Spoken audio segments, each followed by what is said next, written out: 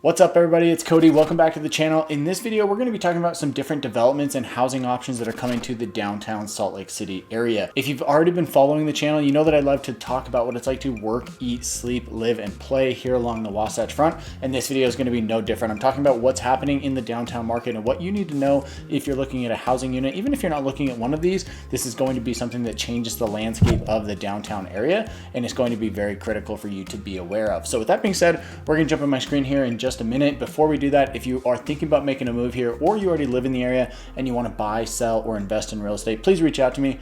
Call, text, or email me anytime. I love hearing from you guys. I've had hundreds of people reach out to me from videos just like this, and I cannot wait to hear from you as well. So with that said, let's jump into my screen here and take a look at what we've got to talk about. So the first thing I want to talk about is this plan to flip the former public safety building into 244 new units. So this is going to be a 3-building complex that's going to be built.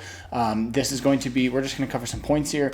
This is one of the public safety buildings, which they actually said has been vacant for over a decade, which is kind of crazy that the city acquires a building, uses it, and then just lets it sit for 10 years before they come up with something to do with it. It's kind of crazy, but nevertheless, that's what's happened to this particular building. This article says former Utah Congressman Ben McAdams paints a rosy future for the vacant Northwest Pipeline building. It used to be a pipeline building, then it was acquired by the city, as you'll see here in just a minute. McAdams, who is now the founder and CEO of a public-private real estate organization called the Common Ground Institute, envisions the building functioning as part of the Grove development. The historic building will anchor the 3-building mixed-use development with affordable housing and retail space. The group bested nearly a dozen other development teams in receiving the project. Isn't it always interesting how the political figures are always the ones who get into the real estate development and always seem to secure these projects? Definitely something fishy going on there. They beat out a dozen other people. The fact that he used to be a former congressman, I don't know. Maybe they were the best party, but definitely something a little fishy there. Probably some inside relationships, let's say. I just want to talk about the winning plan here, as well as some other quick things about the article here. So let's scroll down a little bit further and talk about this. Under the winning plan, the historic building will keep its name, while 2 new buildings, the Hawthorne and the Lupine, will be constructed adjacently. The estimated $150 to $165 million project will offer 244 mixed income units available for rent and for ownership, more than half of which will be quote-unquote sized to accommodate families. It primarily targets annual household incomes of $40,000 to $81,000, but also as low as $25,000. About a quarter of the Northwest Pipeline building units will be set aside for ownership. Based on very preliminary estimates, Nackerman expects it will cost between $205,000 and $285,000 to purchase a unit, depending on the affordable unit sizes. The average rent will range from $1,000 to $2,400 a month, depending on family size, but some rates will be as low as $650 per month. Now guys, I have to say that this is just frankly unrealistic. I think they're really underestimating what this is going to cost for these particular units, right? Unless we're talking about like small studio units that are going to be like 300, 400 square feet. I just don't see a way that we're going to get brand new buildings, brand new units in these in this particular area for a cost of $205,000 to $285,000 per unit. If we jump over here, just pulling up a quick little search of the MLS, the absolute cheapest home on the market right now is a condo right here. It's on 2nd East and 5th South. For 488 square feet, they're asking $240,000. There's a couple here, 260, 265, 265, 280, but most of them are ranging up even higher. So the fact that they're saying, hey, we're going to build you a brand new unit that's going to cost only $205 to $280, it's just frankly not going to happen. I think they're way underestimating that.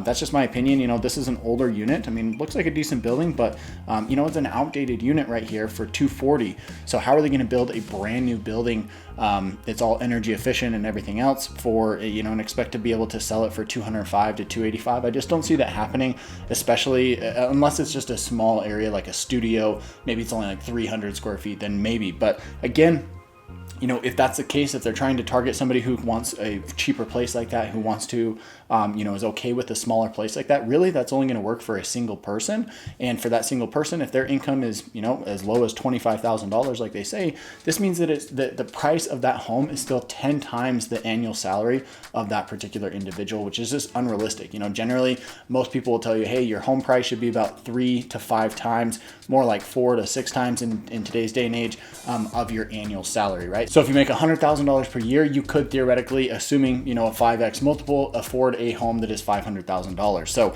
that's 5x. In this case, you're looking at 10x, which is just unrealistic, right? Nobody making $25,000 a year is going to be able to afford a place at $200,000 or $250,000 or $285,000. It's just not going to happen. Same thing with the rent. The rent averaging between $1,000 and $2,400 per month, depending on the size. I just don't see this being the case. I think they're way underestimating that they can get rents as low as $1,000. They're saying some rates will even be as low as $650 per month. Again, even for a studio in a brand new building in downtown, I just don't see that happening. I just rented out a studio apartment of mine. It's probably about 350 to 400 square feet. It's in Taylorsville, so it's in the suburbs, and we're renting that out for $925. It's an older building. It doesn't have anything amazing about it. Yes, it's got a garage, it's got some laundry, but it's a small unit. We're renting that for $925. That's the market rent. So unless these rents are being subsidized, I just don't see a way where they're going to get the rent amounts these low. So don't get your hopes up if you're looking at this particular project for that reason.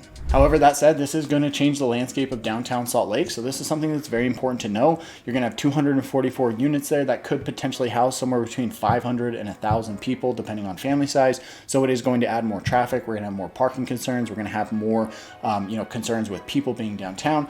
Ultimately, I think it's a good thing to see this type of growth, but again, it's just changing the landscape that we're looking at right now. Now, on the flip side, we're going to talk about how the Planning Commission sends a unanimous no to the City Council on the Smith Entertainment Group sports and entertainment rezone. So this is part of the new development that they're trying to create with the around the Delta Center, basically with the Utah Jazz and the potential hockey team that's coming to the area. So let's kind of jump in here and talk a little bit about this. They wanted to rezone the area, and I want to provide a little bit of context for you here.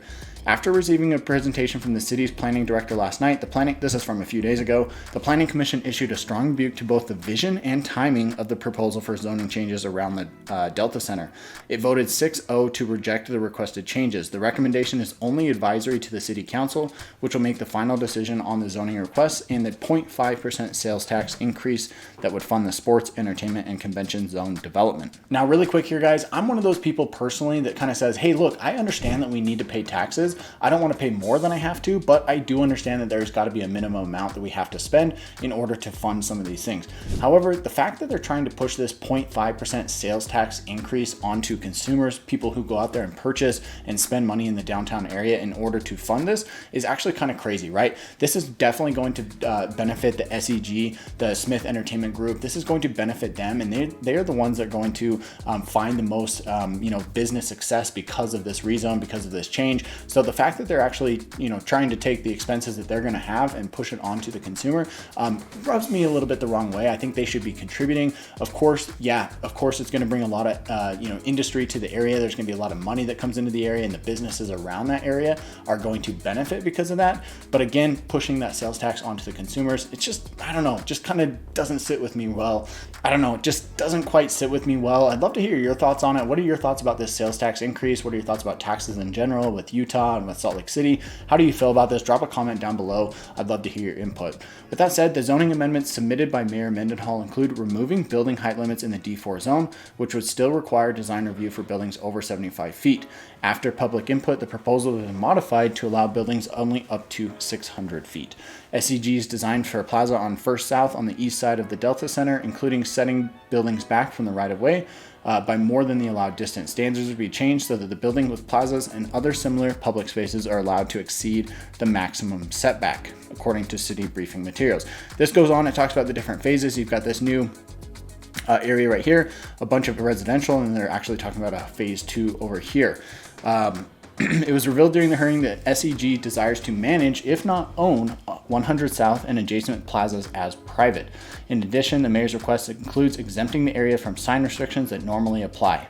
It goes on to talk a little bit about the, the signs, the digital signs that they want to put in this area. They want to have, they're talking about a Jumbotron-fueled, oversized, and glitzy sports center that will be nothing but a relic needing overhaul in less than 20 years.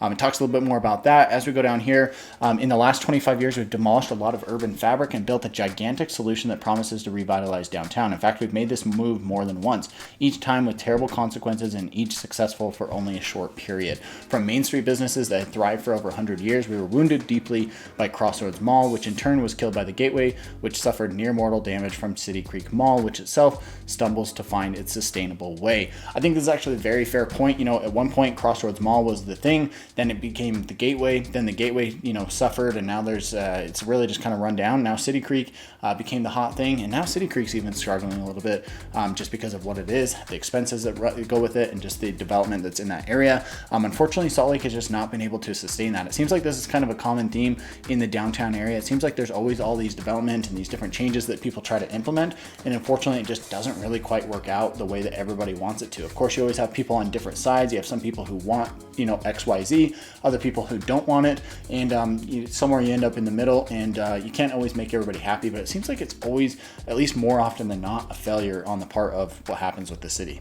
It then goes on to talk a little bit about how you can't, at least according to this person's opinion, you can't demolish entire 2 or more 10-acre blocks, close streets, and build a single unified vision. You kind of have to do it small, in orderly, and incremental changes. So that being said, it looks like this is going to be denied. The Planning Commission has basically said to the City Council, hey, we do not recommend this. We do not think this is a good plan. City Council is also leaning on that side of things anyway, but it also kind of reaffirms that the Planning Commission is in the same boat. So this is really interesting. I think, of course, they're going to get something passed through. I do think this will be really cool to see how this area changes and how it comes about. I think there's obviously some things that need to change. Maybe it's building, height restrictions. Maybe it's setbacks. Maybe it's the sales tax use. There's a lot of things they're going to have to change here before the project is finalized. So it'll be really exciting to see what happens with this. With that being said, guys, thanks so much for watching. Again, if you're looking to buy, sell, or invest in real estate here in Utah, please reach out to me, call, text, or email me anytime. I love hearing from you guys. And with that said, we'll catch you in the next one.